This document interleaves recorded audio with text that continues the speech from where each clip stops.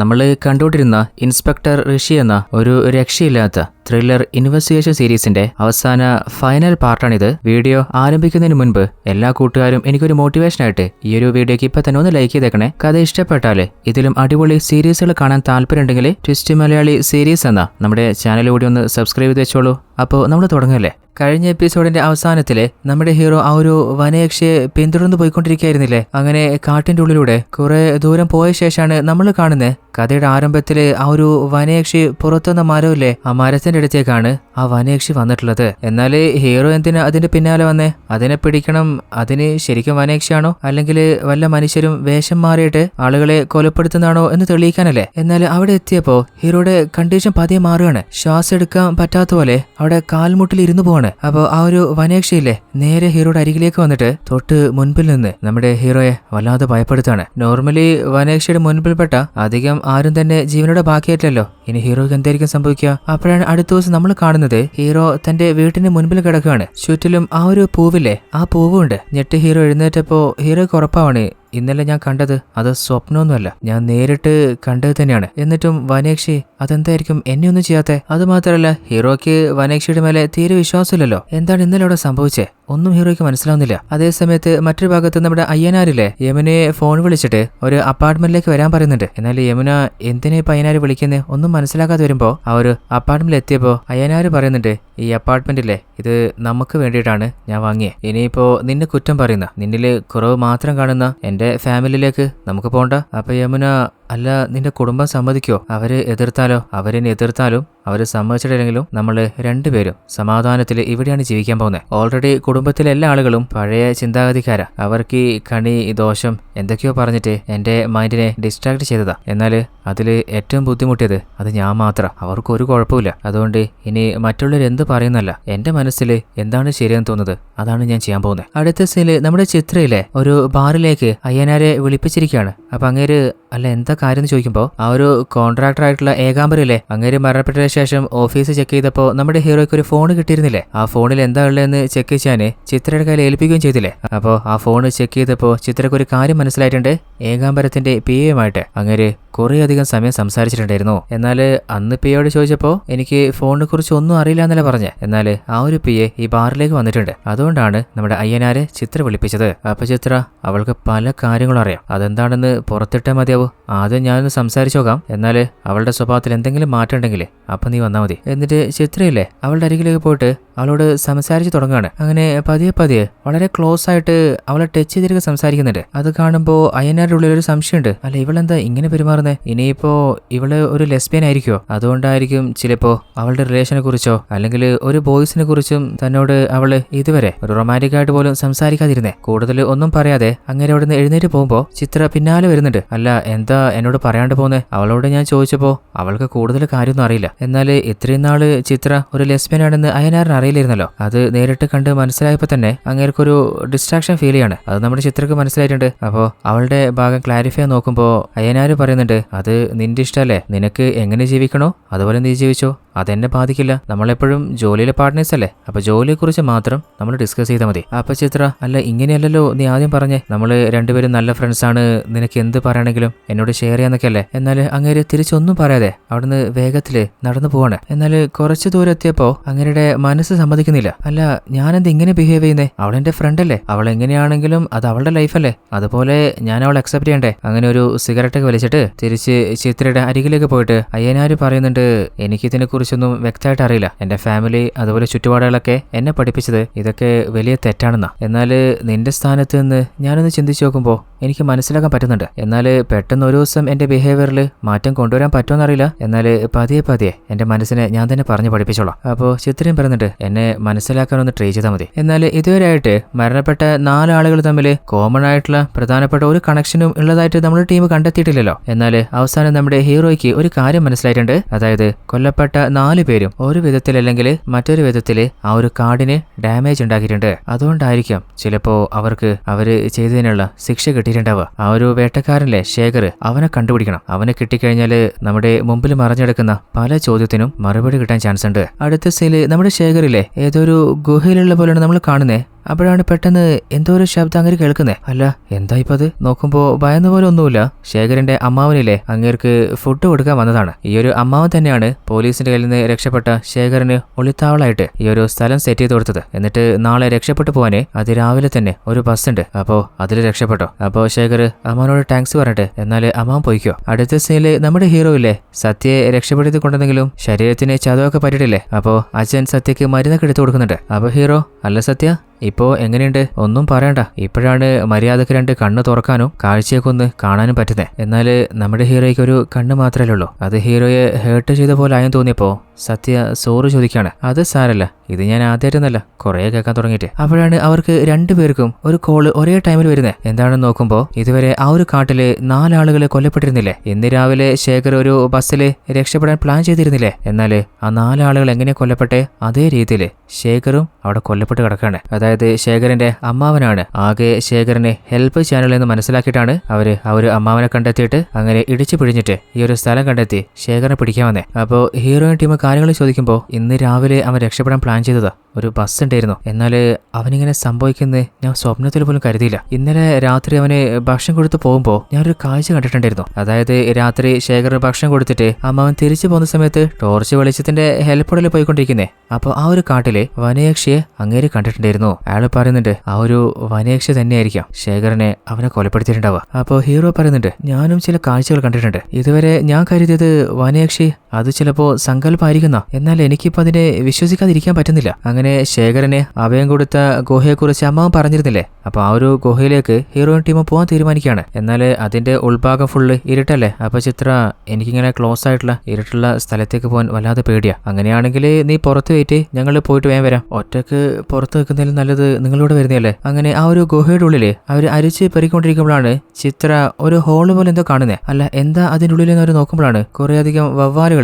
കൂടുകൂട്ടിയത് കാണുന്നേ. കുറച്ചു നേരത്തേക്ക് അവര് ശരിക്കൊന്ന് ഭയന്നു പോയിട്ടുണ്ട്. അങ്ങനെ പതിയെ വീണ്ടും ഗുഹയുടെ ഉള്ളിലേക്ക് പോകുമ്പോഴാണ് അവിടെ 2 വഴി തിരിയുന്നുണ്ട്. ഇനിയിപ്പോ എന്താ ചെയ്യണ്ടേ? അപ്പോഴാണ് ഹീറോ പറയുന്നത് ഞാനും ചിത്ര ഒരു വഴി കൂടെ പോവാം, നിങ്ങൾ 2 പേരും മറ്റേ വഴി കൂടെ പോവാം. അങ്ങനെ ഹീറോ പറഞ്ഞ പോലെ തന്നെ 2 ടീമായിട്ട് മുന്നോട്ട് പോയിക്കൊണ്ടിരിക്കുകയല്ലേ. കുറച്ച് ദൂരം എത്തിയപ്പോ ഹീറോയും ചിത്രയും അവര് 2 ഭാഗത്തായിട്ടുണ്ട്. അപ്പോഴാണ് ഹീറോ ഒരു ഭാഗത്ത് കുറച്ച് പെയിന്റിംഗ് ഒക്കെ കാണുന്നത്. എന്നാൽ വളരെ വിചിത്രമായിട്ടുള്ള പെട്ടെന്നൊന്നും മനസ്സിലാക്കാൻ പറ്റാത്ത എന്തോ പെയിന്റിങ്. അതെന്തായിരിക്കുന്നത് ഹീറോ ശരിക്കൊന്ന് ചെക്ക് ചെയ്യുന്നുണ്ട്. അതേസമയത്ത് ചിത്ര മറ്റൊരു ഭാഗത്തോട് പോയിക്കൊണ്ടിരിക്കുന്നില്ലേ. കുറച്ച് ദൂരെ എത്തിയപ്പോ ഏതോ ഒരു കാട്ടുമാക്കാനെ പോലെ ഒരുത്തൻ അവളുടെ മുമ്പിലേക്ക് വരികയാണ്. അവിടുന്ന് ഓടിത്തള നോക്കുമ്പോ മറ്റൊരു ഭാഗത്ത് ഒരു ശവം പോലെ ഒരു രൂപം നിൽക്കുകയാണ്. അപ്പോ ഹീറോയും അല്ല എന്താ പറ്റിയെന്ന് ചോദിക്കുമ്പോ ഹീറോയുടെ അരികിലും അതുപോലെ ഒരു രൂപം നിൽക്കുകയാണ്. ചിത്രയുടെ ശബ്ദം കേട്ടതുകൊണ്ട് തന്നെ അയ്യനാരും സത്യം അങ്ങോട്ടേക്ക് വരികയാണ്. അപ്പോഴാണ് ആ ഒരു ഏരിയ അവർ ശരിക്കും നോക്കുമ്പോ അവിടെ കത്തിക്കരിഞ്ഞ കുറേയധികം എല്ലും കൂട് കാണുന്നുണ്ട്. എന്നാൽ ചിത്ര കുറച്ചു നേരത്തെ കണ്ടത് ചിത്രക്ക് എന്താ സംഭവിച്ചെന്ന് വെച്ചാല് ഓൾറെഡി ഇരുട്ടുള്ള സ്ഥലത്തേക്ക് അവൾക്ക് പോകാൻ ഭയാന്ന് പറഞ്ഞിരുന്നില്ലേ. അപ്പോ അവൾ ഒറ്റപ്പെട്ടു പോയപ്പോ ഹാലുസിനേഷൻ പോലെ ഫീൽ ചെയ്തതാണ്. എന്നാൽ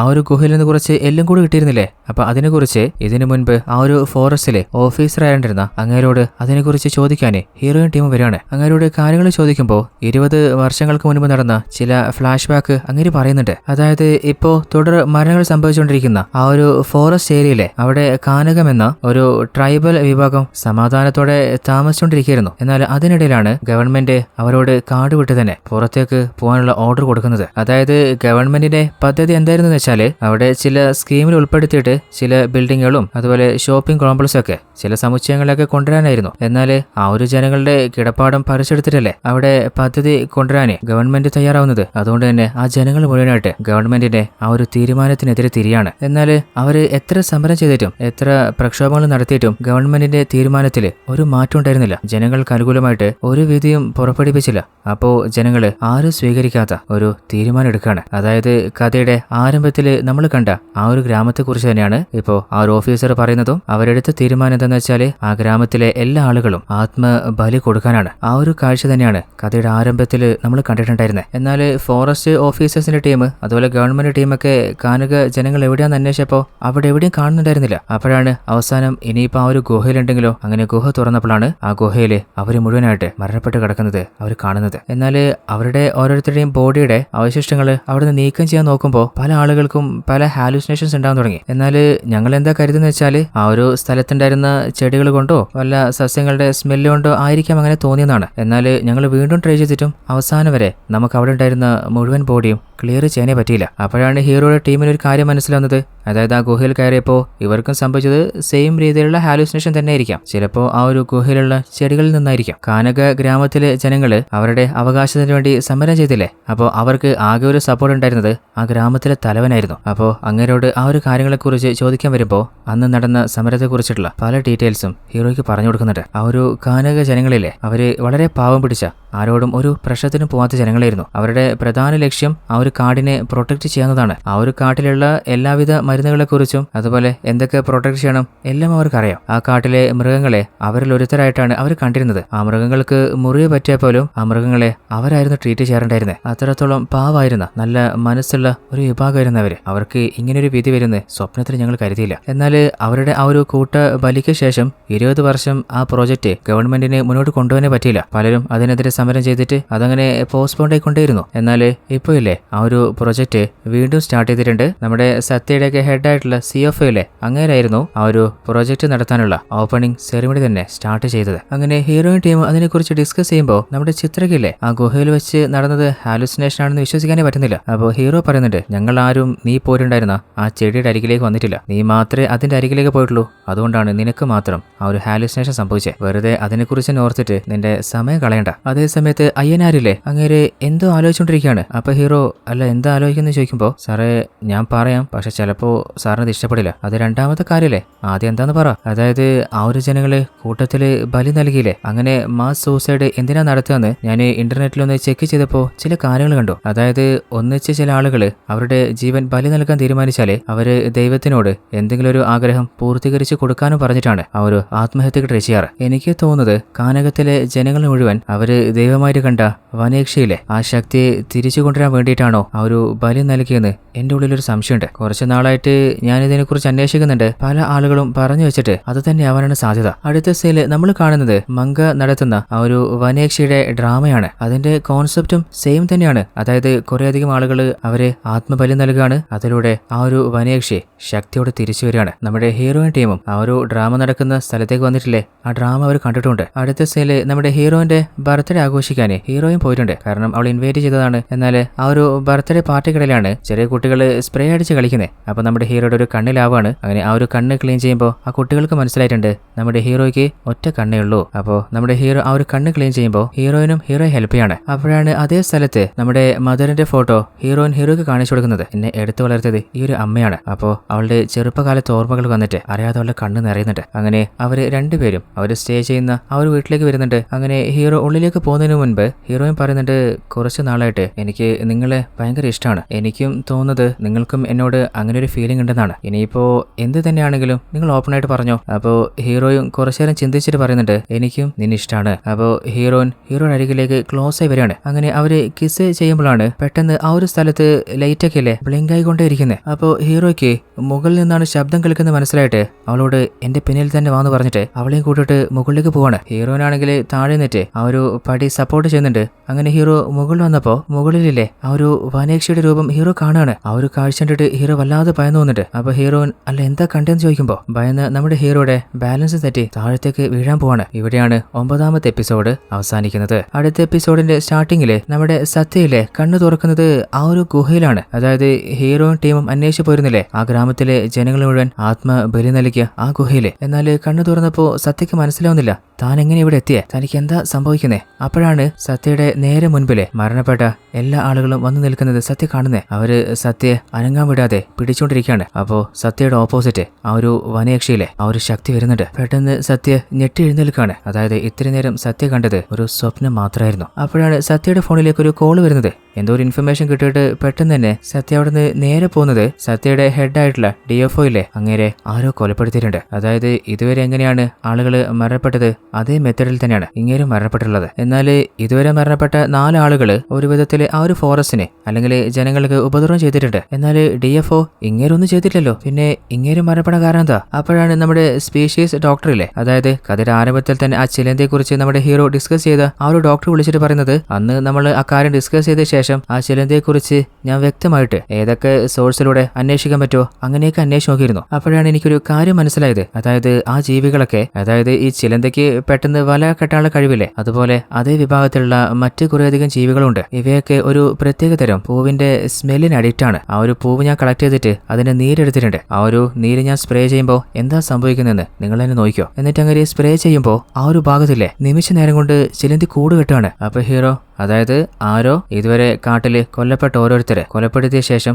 അവരുടെ ശരീരത്തിൽ ആ ഒരു പൂവിന്റെ സ്പ്രേ അടിച്ചതല്ലേ, അങ്ങനെയാണ് ചിലന്തികൾ അവരുടെ ശരീരത്തിൽ വല കെട്ടിയിട്ട് അവരുടെ ശരീരം തന്നെ കാർന്നു തിന്നത്. അപ്പോൾ ഡോക്ടർ, നിങ്ങൾ ചിന്തിച്ചത് കറക്റ്റാണ്. അന്ന് നമ്മുടെ ഹീറോയിൻ ടീമും ഗുഹയുടെ ഉള്ളിൽ ശരിക്കും പരിശോധിച്ചപ്പോൾ പെട്ടെന്ന് ചിത്രക്ക് ഹാലുസിനേഷൻ ഉണ്ടായിട്ട് ആ ഒരു പരിശോധന കംപ്ലീറ്റ് ചെയ്യാൻ പറ്റില്ലല്ലോ. അതുകൊണ്ട് വീണ്ടും ആ ഗുഹയുടെ ഉള്ളിലേക്ക് ഹീറോ കയറാണ്. അതിനു മുൻപ് മൂക്കും വായൊക്കെ മറയ്ക്കുന്നുണ്ട്. അതായത് ആ ഒരു ചെടിയുടെ സ്മെല്ല് വന്നിട്ട് നമ്മുടെ ഹീറോയ്ക്ക് ഇനി ഹാലുസിനേഷൻ സംഭവിക്കാൻ പാടില്ലല്ലോ. അങ്ങനെ ആ ഗുഹയുടെ ഉള്ളിലുള്ള ഓരോ പെയിന്റിംഗ് ആയിട്ട് നമ്മുടെ ഹീറോ ചെക്ക് ചെയ്യാണ്. എന്നിട്ട് അതിന്റെയൊക്കെ ഫോട്ടോ എടുക്കുന്നുണ്ട്. അപ്പോഴാണ് ഹീറോ ഒരു കാര്യം കാണുന്നത്. അതായത് ഡെഡ് ബോഡിയിലൊക്കെ ആ ഒരു ചിലന്തി വല കെട്ടുന്നില്ലേ, ആ ഒരു വിഭാഗം സ്പീഷീസിൽപ്പെട്ട ചിലന്തികള് അവിടെ പല ഭാഗത്തായിട്ട് കൂട്ടിയിട്ടുണ്ട്. അങ്ങനെ ആ ഒരു കാഴ്ചയൊക്കെ നോക്കിക്കൊണ്ടിരിക്കുമ്പോൾ നമ്മുടെ ഹീറോയുടെ മുൻപിൽ വിജിയുടെ രൂപം വരികയാണ്. പെട്ടെന്ന് ഹീറോ ഞെട്ടി താഴെ വീണു പോകുന്നുണ്ട്. എന്നിട്ട് വിജിയോട് പറയുന്നുണ്ട്, നിന്നോട് ഞാൻ പലപ്പോഴും പറഞ്ഞതാ നമ്മൾ തമ്മിലുള്ള റിലേഷൻ ശരിയാവില്ലാന്ന്. എന്നിട്ട് അതൊന്നും കേൾക്കാതെ നീ എന്തിനാ അന്ന് ബാറിൽ വന്നേ? ഞാൻ പറഞ്ഞത് കേൾക്കാതെയല്ലേ നീ അങ്ങോട്ട് വന്ന് ഒരാവശ്യമില്ലാതെ നിന്റെ ജീവൻ കളഞ്ഞേ? നിന്നെക്കുറിച്ച് ഓർക്കുമ്പോ എനിക്കും വല്ലാതെ സങ്കടമുണ്ട്. നീ എന്നെ വിട്ടുപോയിട്ട്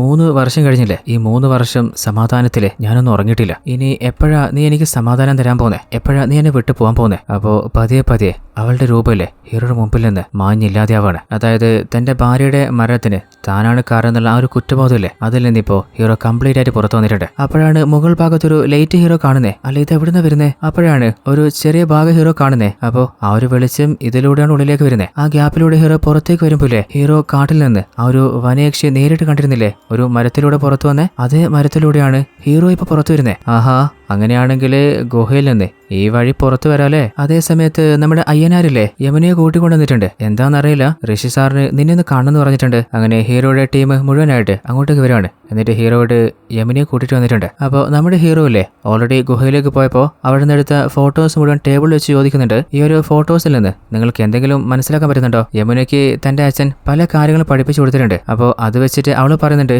ഇതെല്ലാം കാണുമ്പോൾ ഇതൊക്കെ ഒരുതരം ചെടിയെക്കുറിച്ചാണ് പറയുന്നത്. എന്നാൽ അച്ഛൻ ഇതിനെക്കുറിച്ച് എനിക്ക് പറഞ്ഞു തന്നുകൊണ്ട് ഇതെന്താണെന്ന് മനസ്സിലാക്കാം, അല്ലാതെ ഇതെങ്ങനെയാണ് കണ്ടെത്താൻ പറ്റാന്ന് എനിക്കറിയില്ല. അപ്പോൾ അവർ ചോദിക്കുന്നുണ്ട്, അല്ല അതെന്താ നിങ്ങൾക്ക് പറ്റാത്തെ? അതായത് കാനക ജനങ്ങളിലെ അവർക്ക് മാത്രമേ ഇത് എടുക്കാൻ പറ്റുള്ളൂ. കാരണം ഈ ചെടികൾക്ക് ചുറ്റും എപ്പോഴും പാമ്പുകള് വട്ടിട്ടുകൊണ്ടിരിക്കും. ആ ഒരു പാമ്പുകള് എപ്പോഴാണ് വരിക പോവാന്നുള്ളത് കറക്റ്റ് കാനക ജനങ്ങൾക്ക് മാത്രമേ അറിയൂ. അവര് വിചാരിച്ചാലേ ഈ ചെടികൾ എടുക്കാൻ പറ്റൂ. അത് കേട്ടപ്പോൾ ഹീറോ പറയുന്നുണ്ട്, അങ്ങനെയാണെങ്കിൽ കാനക ജനങ്ങളിലെ ചില ആളുകൾ ഇപ്പോഴും ജീവനോടെ ഉണ്ട്. അപ്പൊ അയ്യനാര് അതിന് സാധ്യതയില്ലല്ലോ സാറേ, അവര് മുഴുവനായിട്ട് ആ ഒരു ഗുഹ അടച്ച ശേഷല്ലേ ആത്മബലി അർപ്പിച്ച് പിന്നെ ആരെങ്കിലും രക്ഷപ്പെടുവോ? അപ്പൊ ഹീറോ പറയുന്നുണ്ട്, ഞാൻ ആ ഗുഹയിലേക്ക് പോയിട്ടുണ്ടായിരുന്നു. അവിടുന്ന് പുറത്തേക്ക് വരാനുള്ള ഒരു സീക്രട്ട് വഴിയുണ്ട്. അന്ന് ആ ഒരു ഗുഹയിലെ എല്ലാ ആളുകളും മരണപ്പെട്ടിട്ടില്ല, ചില ആളുകൾ ആ വഴിയിലൂടെ പുറത്തു വന്നിട്ടുണ്ട്. അന്ന് രക്ഷപ്പെട്ട് പുറത്തു വന്ന ആളുകളാണ് ഈ ഒരു നാട്ടിലെ മിസ്റ്ററി ഉണ്ടാക്കിയതും ഈ കൊലപാതകങ്ങളൊക്കെ ചെയ്തുകൊണ്ടിരിക്കുന്നതും. അവരുടെ അടുത്ത ടാർഗറ്റ്, അടുത്ത പദ്ധതി എന്താണെന്ന് എനിക്ക് വ്യക്തമായിട്ട് അറിയാം. അടുത്ത സീല് നമ്മൾ കാണുന്നത് ആ ഒരു മൈനിങ് പ്രോജക്ട് നടന്നുകൊണ്ടിരിക്കുന്നില്ലേ, ആ ഒരു ഏരിയ ആണ്. അവിടെ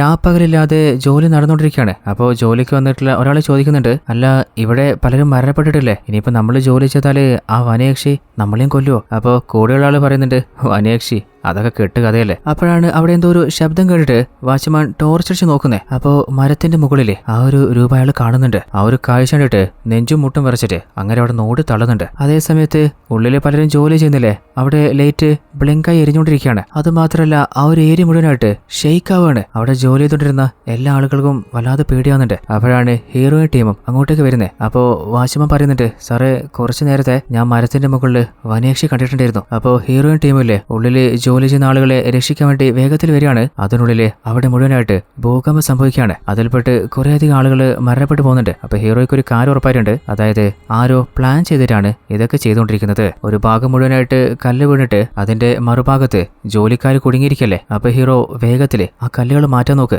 അപ്പോ അവര് രണ്ടുപേരുമില്ലേ ആ ഒരു കല്ലുകൾ മാറ്റാണ്. അപ്പോഴാണ് ഹീറോ കുറച്ചപ്പുറത്ത് നിന്നിട്ട് വിചിത്രമായിട്ടുള്ള ശബ്ദം കേൾക്കുന്നത്. അങ്ങോട്ട് പോയി നോക്കുമ്പോ ഹീറോയുടെ നേരെ മുൻപിലേക്ക് ആ ഒരു വനയക്ഷി വരികയാണ്. അപ്പൊ ഹീറോ, മര്യാദക്ക് നീ അവിടെ നിന്നോ, ഇല്ലെങ്കിൽ ഞാൻ ഷൂട്ട് ചെയ്യും. എന്നാൽ ഒരു ഭയവും ഒരു കൂസലും ഇല്ലാതെ ആ ഒരു വനേക്ഷയിലെ ഹീറോയുടെ നേരേക്ക് പിന്നെയും നടന്നു വന്നുകൊണ്ടിരിക്കുകയാണ്. പെട്ടെന്ന് ആരോ ഹീറോയുടെ മുമ്പിലേക്ക് വന്നിട്ട് ഹീറോയുടെ മുഖത്ത് ആ ഒരു സ്പ്രേ അടിക്കുകയാണ്. ആ ഒരു സ്മെല്ലിന്റെ എഫക്റ്റില് നമ്മുടെ ഹീറോയുടെ കൺട്രോൾ നഷ്ടപ്പെട്ടിട്ട് കൈകാലുകൾക്ക് സപ്പോർട്ട് കിട്ടുന്നില്ല. ഹീറോ പതരവിടെ ഇരുന്നു പോവാണ്. അപ്പോഴാണ് വേറെ ലെവൽ ട്വിസ്റ്റ്. ഹീറോയുടെ മുഖത്ത് ആരോ സ്പ്രേ ചെയ്ത് നോക്കുമ്പോൾ അത് വേറെ ആരുമല്ല, നമ്മുടെ ഹീറോയിൻ കൈദിയിലെ അവള് തന്നെയാണ്. ഹീറോയുടെ നേരത്തേക്ക് വനേക്ഷയുടെ ഒരു രൂപം വന്നിരുന്നില്ലേ, അത് വനേക്ഷയൊന്നുമല്ല, ആരോ ഒരാള് വനേക്ഷയുടെ രൂപമണിഞ്ഞതാണ്. അപ്പോഴാണ് ഇവരൊരു ടീമാണെന്ന് മനസ്സിലാവുന്നത്. അങ്ങനെ ഓരോരുത്തരെ അങ്ങോട്ടേക്ക് വരികയാണ്. അപ്പോഴാണ് ചില ഫ്ലാഷ് ബാക്കുകൾ നമ്മൾ കാണുന്നത്. അന്ന് ആ ഗ്രാമത്തിലെ മുതിർന്നവര് എല്ലാവരും എന്താ തീരുമാനിച്ച് ആ ഒരു കാട്ടിനെ രക്ഷിക്കാന് അവര് ദൈവമായിട്ട് കരുതുന്ന വനേക്ഷയിലെ ആ ശക്തിക്ക് വേണ്ടിയിട്ട് ജീവൻ ബലി കൊടുക്കാന്നല്ലേ. എന്നാൽ ആ ഗ്രാമത്തിലെ ചെറിയ കുട്ടികൾക്ക് അവരുടെ ആ ഒരു ചിന്തയോട് താല്പര്യം ഉണ്ടായിരുന്നില്ല. എന്നാൽ ആ ഒരു ചടങ്ങ് നടക്കുമ്പോൾ ചിലപ്പോ മനസ്സ് മാറിയാലോ, അതുകൊണ്ട് മുതിർന്ന ആളുകള് എല്ലാ ആളുകളുടെയും ആ ഒരു കോൺഷ്യസ് നഷ്ടപ്പെടുന്ന മരുന്ന് കൊടുത്തിട്ടുണ്ടായിരുന്നു. എന്നാൽ അതിൽ ചില കുട്ടികൾ മാത്രം ആ ഒരു മരുന്ന് കഴിക്കാതെ തുപ്പിക്കളഞ്ഞിട്ടുണ്ടായിരുന്നു. അങ്ങനെ മുതിർന്ന എല്ലാ ആളുകളും ആ ഒരു മരണക്കിണറിലേക്ക് എടുത്തു ചാടിയില്ലേ. എന്നാൽ ആ ചടങ്ങിൽ പങ്കെടുക്കാത്ത കുട്ടികൾ അവിടുന്ന് രക്ഷപ്പെടാൻ നോക്കുമ്പോൾ ആ കല്ലവർക്ക് നീക്കാൻ പറ്റുന്നില്ല. ഇതല്ലാതെ ഈ ഗുഹയിൽ നിന്ന് രക്ഷപ്പെടാൻ വേറെ ഏതെങ്കിലും വഴിയുണ്ടോ? അങ്ങനെ അവർ തേടിക്കൊണ്ടിരുന്നപ്പോഴാണ് അവർ ആ വെളിച്ചം കാണുന്നതും അതിലൂടെ, അതായത് മരത്തിനുള്ളിലൂടെ അവർക്ക് പുറത്തേക്ക് ഇറങ്ങാൻ പറ്റുന്നു അവർ കണ്ടെത്തുന്നത്. ഈ ഒരു ടീമില് മൊത്തത്തില് 6 ആളുകളുണ്ട്. അതിൽ നമ്മുടെ സത്യ, ഹീറോയിൻ, അതുപോലെ കഥയുടെ ആരംഭത്തില് ഒരു കടയിൽ ജോലി ചെയ്ത അബ്ദുൽ എന്ന ഒരു പയ്യനെ കണ്ടിരുന്നില്ലേ. അതുപോലെ ഈ ഒരു രൂപങ്ങൾ ഉണ്ടായിക്കൊണ്ടിരുന്ന നമ്മുടെ മങ്കിയിലെ അവളും ഈ ഒരു ടീമിൽ പെട്ടതാണ്. നമ്മുടെ ഹീറോയ്ക്ക് ഓൾറെഡി മനസ്സിലായിട്ടുണ്ട് ഇവരൊക്കെയാണ് ഈ ഒരു ഗ്രൂപ്പിലുള്ളതെന്ന്. എന്നാൽ ആ ഒരു ഗുഹയില് അങ്ങനെ ഒരു വഴിയും ആ ഒരു വഴി നേരെ വരുന്നത് ആ മരത്തിന്റെ ഉള്ളിലൂടെ പുറത്തേക്കാണെന്ന് മനസ്സിലായപ്പോൾ തന്നെ ഹീറോയ്ക്ക് ഈ ഒരു ഗ്രൂപ്പിനെ കുറിച്ചും ഈ ഗ്രൂപ്പിൽ ആരൊക്കെയാണുള്ളത് എല്ലാ ആളുകളെ കുറിച്ച് മനസ്സിലായതുകൊണ്ട് അത് തന്റെ ടീമുമായിട്ട്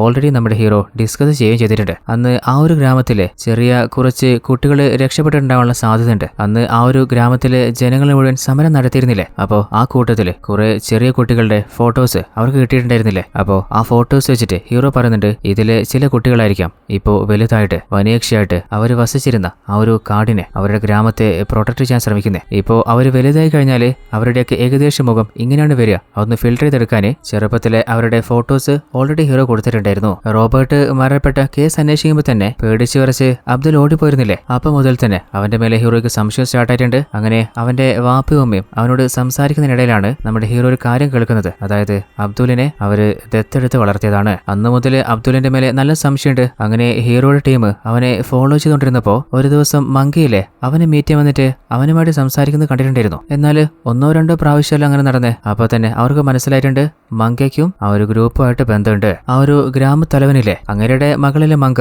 എന്നാൽ 2-3 പ്രാവശ്യം ഹീറോ അങ്ങേരുടെ വീട്ടിൽ പോയപ്പോഴൊന്നും അവിടെ തന്റെ മകളുടെ ചെറുപ്പത്തിലെ ഫോട്ടോ കണ്ടിരുന്നില്ല. അതിൽ നിന്ന് ഹീറോയ്ക്ക് ഉറപ്പായിട്ടുണ്ട് മങ്കയെയും അങ്ങേര് ദത്തെടുത്ത് വളർത്തിയതാണ്. അതിലെ സത്യാവസ്ഥ ഹീറോ അന്വേഷിച്ച് നോക്കിയപ്പോൾ അവസാനം ഉറപ്പായിട്ടുണ്ട് മങ്കയെ ദത്തെടുത്ത് തന്നെയായിരുന്നു. എന്നാൽ ഒരു സീനില് രാത്രി സമയത്ത് ഒരാൾ ഫോളോ ചെയ്തപ്പോൾ മങ്കയുടെ രൂപത്തിൽ ചില മാറ്റങ്ങൾ സംഭവിച്ചത് കണ്ടിരുന്നില്ലേ. അതെന്താന്ന് വെച്ചാൽ അയാൾ കുറെ പ്രാവശ്യമായിട്ട് ഒറ്റക്ക് താമസിക്കുന്ന മങ്കയെ ഫോളോ ചെയ്യാൻ തുടങ്ങിയപ്പോൾ അയാളൊന്ന് പേടിപ്പിക്കാനായിട്ട് മങ്ക ഒരു ആക്ടിങ് ഇട്ടതാണ്. ഓൾറെഡി ഒരു ഡ്രാമ ആർട്ടിസ്റ്റ് ആയിട്ടുള്ള മങ്കയ്ക്ക് ഇത് പുത്തിരിയല്ലോ. അങ്ങനെയാണ് ആ കാഴ്ച കണ്ടിട്ട് അയാൾ ഓടി തള്ളിയത്. അതുപോലെ ഒരു സീനിലെ തുളസി എന്നൊരു പെൺകുട്ടി ആ ഒരു വനേക്ഷയെ കാണാൻ പുറത്തേക്ക് ഇറങ്ങിപ്പോയില്ലേ. അതിനുശേഷം അവളുടെ സ്വഭാവത്തിൽ എന്തൊക്കെ മാറ്റം വന്നിരുന്നില്ലേ. അവളും ഇവരുടെ ടീമിലെ ഒരു പെൺകുട്ടിയാണ്. തുളസിയെയും ഇപ്പോഴത്തെ അവളുടെ പാരന്റ്സ് ദത്തെടുത്തതാണ്. എന്നാൽ അന്ന് അവൾക്ക് ബാധ കൂടിയ പോലെ അവൾ അഭിനയിച്ചതാണ്. അതായത് ജനങ്ങളുടെ ശ്രദ്ധ തിരിച്ചുവിടാനായിട്ട് ആ ഒരു കാട്ടിൽ നടക്കുന്ന മിസ്റ്ററികളുടെ മരണത്തിനൊക്കെ പിന്നിലെ ഇവര് തന്നെയാണെന്ന് നമ്മുടെ ഹീറോ ഓൾറെഡി തന്റെ ടീമിനോട് പറഞ്ഞിട്ടുണ്ട്. ആദ്യം റോബോട്ടിനെ ആ കാട്ടിലേക്ക് ആരാ കൂട്ടിക്കൊണ്ടുപോയത്?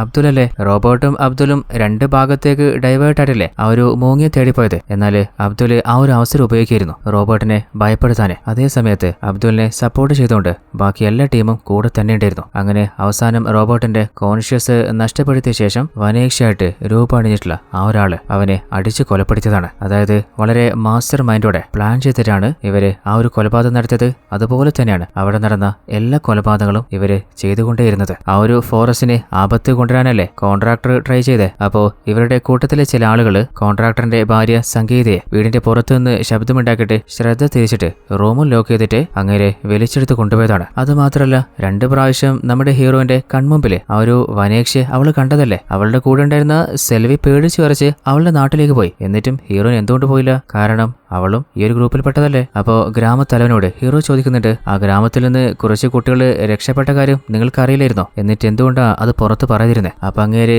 അവരുടെ ഫാമിലിയും ബന്ധങ്ങളിലേക്ക് നഷ്ടപ്പെട്ടതല്ലേ, ഇനിയും ഒരു വിഷമം അവരുടെ ലൈഫിൽ വരണ്ടെന്ന് കരുതിയിട്ട് ആരെയും ഞാൻ കാട്ടിക്കൊടുക്കാതിരുന്നേ. ഞാനാണ് ആ ഒരു മദറിന്റെ കയ്യിൽ അവരെ ഏൽപ്പിച്ചേ. അതുപോലെ മങ്കയെ ഞാൻ ദത്തെടുക്കുകയും ചെയ്യുന്നേ. ആ ഒരു മദറിനെ കുറിച്ച് നമ്മുടെ ഹീറോയും പറഞ്ഞിരുന്നില്ലേ. അപ്പോൾ ചില ഫോട്ടോസ് ഹീറോയ്ക്ക് കാണിച്ചു കൊടുത്തപ്പോൾ നമ്മുടെ കൈദിയുടെ കൂടെ ട്രൈബൽ വിഭാഗത്തിൽപ്പെട്ട ചില ആളുകളുടെ ഫോട്ടോ ഹീറോ കണ്ടിട്ടുണ്ടായിരുന്നു. അതിൽ നിന്ന് ഹീറോയ്ക്ക് മനസ്സിലായിട്ടുണ്ട് അതേ ഗ്രൂപ്പിൽ തന്നെയാണ് നമ്മുടെ ഹീറോയിൻ കൈദി ഉള്ളത്. നമ്മുടെ ഗ്രാമത്തലവൻ എല്ലാ കുട്ടികളും ആ ഒരു അനാഥാശ്രമത്തിൽ സിസ്റ്ററിന്റെ കയ്യിൽ ഏൽപ്പിച്ചെങ്കിലും പിന്നീട് ഓരോ ഫാമിലീസ് വന്നിട്ട് ഓരോ കുട്ടികളെ അവിടുന്ന് ദത്തെടുത്ത് പോയിരുന്നു. എന്നാൽ ഫോറസ്റ്റ് ഓഫീസേഴ്സ് ആയിട്ടുള്ള നമ്മുടെ സത്യൻ ടീമും കാട്ടിലേക്ക് പോയപ്പോൾ ഒരു ഓഫീസറിന്റെ കാലിന് മുറിവ് പറ്റാണ്. അപ്പോൾ നമ്മുടെ സത്യ ആ ഒരു ട്രൈബൽ ഗ്രൂപ്പിൽപ്പെട്ടതല്ലേ. അപ്പോൾ സത്യക്ക് അറിയുന്ന ചില ഒറ്റമൂലികള് സത്യ ചെയ്യാണ്. അങ്ങനെയാണ് സത്യയുടെ അച്ഛനായിട്ട് നമ്മൾ കണ്ട ആ ഒരു ഓഫീസർ സത്യയെ ദത്തെടുത്തിട്ട് തന്റെ മകനെ കരുതി തന്റെ കൂടെ കൂട്ടിക്കൊണ്ടുപോകുന്നത്. അങ്ങനെ എല്ലാ കുട്ടികളെയും ഓരോരുത്തർ കൂട്ടിക്കൊണ്ടുപോയിട്ടും നമ്മുടെ ഹീറോനെ ആരും കൂട്ടിക്കൊണ്ടുവരുന്നില്ല. അതുകൊണ്ട് ആ ഒരു സിസ്റ്റർ തന്നെ അവളെ മകളായിട്ട് കാണുമായിരുന്നു. എന്നാൽ നമ്മുടെ ഹീറോയുടെ കൂടെ സത്യയല്ലേ ഹീറോനെ സ്റ്റേ ചെയ്യാൻ അനുവദിച്ചേ. ഹീറോയുടെ എല്ലാ കാര്യങ്ങളും ചെയ്തു കൊടുക്കാൻ അവളോട് പറയുകയും ചെയ്തേ. അതിന്റെ കാര്യം എന്താണെന്ന് വെച്ചാൽ നമ്മുടെ ഹീറോയുടെ ഓരോ മൂവും നേരത്തെ തന്നെ മനസ്സിലാക്കാനാണ്. അപ്പോൾ കേസ് എങ്ങോട്ടൊക്കെയാണ് ഇനി വരാൻ പോകുന്നത് നേരത്തെ അവർക്ക് പ്രഡിക്റ്റ് ചെയ്യാലോ. ഒരു സീനിൽ നമ്മുടെ ഹീറോ ഇടയ്ക്ക് റൂമിൽ നിന്ന് ബോൾ തട്ടി കളിച്ചത് നമ്മുടെ ഹീറോൻ കേട്ട കാര്യം ഹീറോയോട് പറഞ്ഞിട്ടുണ്ടായിരുന്നു. അതായത് അത്രത്തോളം ചെറിയ ഡിസ്കഷൻ വരെ നമ്മുടെ ഹീറോന് പുറത്തുനിന്ന് കേൾക്കാൻ പറ്റും. അതുപോലെ നമ്മുടെ ഹീറോയെ കിസ് ചെയ്യാൻ വന്ന സമയത്ത് അവിടെ ലൈറ്റൊക്കെ ബ്ലിങ്കായി എരിഞ്ഞുകൊണ്ടിരുന്നില്ലേ. അതുപോലെ എന്തോ ഒരു ശബ്ദം കേട്ടത് മുകളിലേക്ക് പോയി നോക്കിയപ്പോൾ വനേക്ഷയുടെ രൂപം കണ്ട് ഹീറോയുടെ ബോധം പോയത് അതൊക്കെ ഇവര് പ്ലാൻ ചെയ്തതാണ്. അതായത് ഹീറോയെ ഭയപ്പെടുത്തിയിട്ട് ഈ ഒരു നാട്ടിൽ നിന്ന് തന്നെ ഓടിച്ചുവിടാന്. എന്നാൽ നമ്മുടെ ഹീറോയ്ക്ക് അങ്ങനെ ഒരു അദൃശ്യ ശക്തിയുടെ മേലെ ഒരു വിശ്വാസം ഇല്ലാത്തതുകൊണ്ട് തന്നെ ഈ ഒരു മിസ്റ്ററിന്റെ ഒക്കെ പിന്നിലെ ചില മനുഷ്യരുടെ കൈകളുണ്ടെന്ന് ഹീറോയ്ക്ക് നേരത്തെ മനസ്സിലായിരുന്നു. അപ്പോൾ സത്യം പറയുന്നുണ്ട് നമ്മുടെ ഈ ഒരു കാടിനെ നമ്മുടെ ഗ്രാമത്തെ പ്രൊട്ടക്ട് ചെയ്യാന് ഇതല്ലാതെ വേറെ വഴിയില്ല. എന്നാൽ ഋഷി നീ ജീവനോട്ടിരുന്നാല് ഞങ്ങൾക്കത് ചെയ്യാൻ പറ്റില്ല, അതുകൊണ്ട് നീ ചത്തുപോയിക്കോ. അപ്പൊ ഹീറോ അല്ല ഈ ഒരു ഫോറസ്റ്റ് പ്രൊട്ടക്ട് ചെയ്യണമെങ്കിൽ നിങ്ങളുടെ ഗ്രാമം പ്രൊട്ടക്ട് ചെയ്യാന് ഇതല്ലാതെ വേറെ വഴിയൊന്നുമില്ലേ. അപ്പൊ സത്യ അല്ല നീ എന്താ പറഞ്ഞു വരുന്നേ. എന്റെ അച്ഛനും അമ്മയും അതുപോലെ ഇവരുടെ ഫാമിലിയിലെ നമ്മുടെ ഗ്രാമത്തിലെ ജനങ്ങൾ മുഴുവനായിട്ട് എത്ര നാള് സമരം നടത്തി, എത്ര പ്രക്ഷോഭങ്ങൾ അവർക്ക് ആർക്കും ചെയ്യാൻ പറ്റിയില്ല. എന്നിട്ട് അവര് തീരുമാനിച്ച മണ്ടൻ തീരുമാനം പോലെ ഞങ്ങളുടെ ജീവനും ഞങ്ങൾ വെറുതെ കളയണോ? അത് വേണ്ട. ഞങ്ങളുടെ ഗ്രാമം തന്നെ ഇല്ലാതാവാൻ കാരണമായിട്ടുള്ള ആ കാരണക്കാര് അവരാരൊക്കെയാണോ അവരങ്ങ് തീർന്നാ പോരെ. അപ്പൊ ഹീറോ അല്ല സംഗീതയുടെ വയറ്റില് ഒരു പിഞ്ചു കുഞ്ഞുണ്ടായിരുന്നില്ലേ, ആ ജീവൻ നിങ്ങളോട് എന്ത് തെറ്റാ ചെയ്തേ? അതിന് സംഗീതയോ ആ കുഞ്ഞിനെ ഉപദ്രവിക്കാന് ഞങ്ങൾ മനസ്സ് പോലും കരുതിയില്ല. അത് അവിചാരിതമായിട്ട് സംഭവിച്ചതാണ്. അപ്പൊ ഹീറോ അല്ല ഈ ഗുഹയിപ്പോ നിങ്ങൾ അടച്ചിട്ട് കുറേയധികം ആളുകളെ ഉള്ളിൽ കുടുക്കിയിട്ടില്ലേ, അവരിവിടെ ഒന്നും അറിയാതെ ജോലി ചെയ്യാൻ വന്നല്ലേ, നിങ്ങൾ എന്താ ചെയ്യാൻ പോന്നേ? അവരെ കൊലപ്പെടുത്താനാ? അപ്പൊ സത്യ ഇതല്ലാതെ ഞങ്ങൾക്ക് വേറെ വഴിയില്ല. ഇവരെയൊക്കെ കൊന്നിട്ട് ബാക്കിയുള്ള ആളുകൾക്കൊരു പേടി ഉണ്ടായി കൊടുക്കണം. എന്നാലേ ഇനി ആരും തന്നെ ഇങ്ങോട്ടേക്ക് ഒരു ജോലിക്കും ഒരു കൺസ്ട്രക്ഷനും വരാതിരിക്കൂ. ഞങ്ങൾ ഓൾറെഡി തീരുമാനിച്ചതാ, ഇതല്ലാതെ ഞങ്ങൾക്ക് വേറെ വഴിയില്ല. നമ്മുടെ സത്യ എങ്ങനെയാ ഫോറസ്റ്റ് ഓഫീസർ എന്ന് വെച്ചാല് സത്യയെ ദത്തെടുത്ത ഫോറസ്റ്റ് ഓഫീസർ ആയിരുന്ന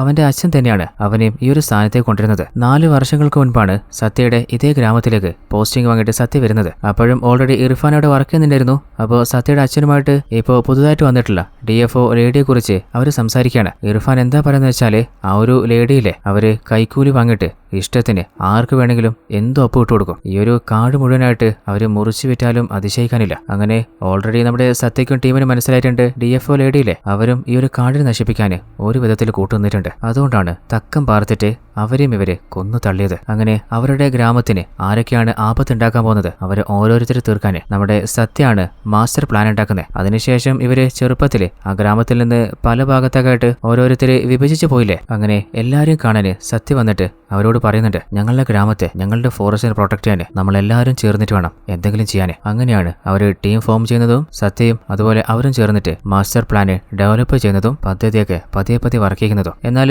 ഓൾറെഡി നമ്മുടെ ഹീറോ ഇങ്ങോട്ട് വരുന്നതിന് മുൻപ് തന്നെ എല്ലാ കാര്യങ്ങളും നേരത്തെ മനസ്സിലായിട്ടില്ലേ. ഓൾറെഡി ആ ഒരു ഫോറസ്റ്റിലെ കള്ളക്കടത്തുകാര് വേട്ടയാടിയിട്ട് ഓരോ സാധനങ്ങൾ കടത്താൻ നോക്കുമ്പോൾ അതൊക്കെ സ്റ്റോർ ചെയ്ത് വെക്കുന്ന ഒരു സ്ഥലമില്ലേ, ആ ഒരു സ്ഥലം നമ്മുടെ ഹീറോയും ടീമും കണ്ടെത്തിയിട്ടുണ്ടായിരുന്നു. അവിടെ ചെക്ക് ചെയ്തപ്പോൾ ആ ഒരു ഗ്രാമത്തിലെ ജനങ്ങൾ യൂസ് ചെയ്യുന്ന പല ഒറ്റമൂലി മരുന്നുകളും അവിടെ വെച്ച് അവർ കണ്ടെത്തിയിട്ടുണ്ട്. അതുപോലെ എല്ലാ ആളുകളും മരണപ്പെടുന്നതിന്റെ പ്രധാന കാരണം എന്താണ്? ഹാർട്ട് അറ്റാക്ക് അല്ലേ. അങ്ങനെ കാർഡിയാക് അറസ്റ്റ് സംഭവിപ്പിക്കാനുള്ള മരുന്നും അവിടെ തന്നെയുണ്ട്. എന്നാൽ ഗുഹയുടെ ഒരു ഭാഗത്ത് നമ്മുടെ ചിത്രയും അയാനാനും കൂടി ആ കല്ലുകളൊക്കെ മാറ്റിയിട്ട് അവരെ രക്ഷിക്കാൻ നോക്കുന്നില്ലേ. അപ്പോൾ ഉള്ളിൽ കുടുങ്ങിയവർ പറയുന്നുണ്ട് സാറേ ഒന്ന് വേഗം ചെയ്യോ, ഞങ്ങൾക്ക് ശ്വാസം എടുക്കാൻ പറ്റുന്നില്ല. അങ്ങനെ വേഗത്തിൽ സ്പീഡായിട്ട് ആ കല്ലുകൾ വലിച്ചെറിയുമ്പോൾ ആ ശബ്ദം നമ്മുടെ സത്യയുടെ ടീം കേൾക്കുകയാണ്. അപ്പൊ സത്യ ആദ്യം ഈ ഋഷിയില്ലേ ഇവന്റെ കാര്യം തീർക്ക്, എന്നിട്ട് അവരെ രണ്ടുപേരും തീർത്ത്. അപ്പോൾ ഹീറോനല്ലേ നമ്മുടെ ഹീറോ ഋഷിയുടെ ശരീരത്തിൽ ആ ഒരു സ്പൈഡർ ചുറ്റാനുള്ള ആ ഒരു സ്പ്രേ അടിക്കുന്നുണ്ട്. അപ്പോഴും ഹീറോ ചേരുന്ന് പറഞ്ഞിട്ടും അവൾ കേൾക്കുന്നില്ല. ഓൾറെഡി അവർ കൊണ്ടുവന്ന ആ ഒരു സ്പൈഡറിനെ ഹീറോയുടെ ശരീരത്തിലേക്ക് വിടാണ്. അങ്ങനെ നിമിഷ നേരത്തിൽ അവിടെ മുഴുവനായിട്ട് കൂട് കെട്ടിക്കൊണ്ടിരിക്കുകയാണ്. അപ്പോഴാണ് ഒരു ഫ്ലാഷ് ബാക്ക് നമ്മൾ കാണുന്നത്. അതായത്